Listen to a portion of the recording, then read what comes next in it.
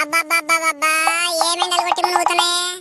ఈ ఎండలకు సుమారే పడతలేదే, పానమంతా ఆగమాగమైతున్నది. ఏ కూలర్ పనిచేస్తలేదు, ఏ ఏసీ పనిచేస్తలేదు. ఈ ఎండలు సలగుండా గింతగానం ఎండలు కొడితే ఏమన్నా నిర్మల్లా.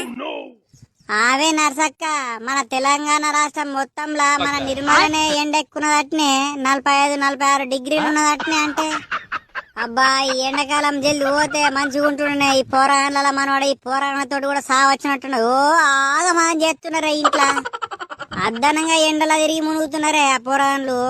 మొన్న మా మనవాడికి ఎండ దెబ్బన కొట్టింది, 50,000 అయినాయే దవాఖానకు పోతే.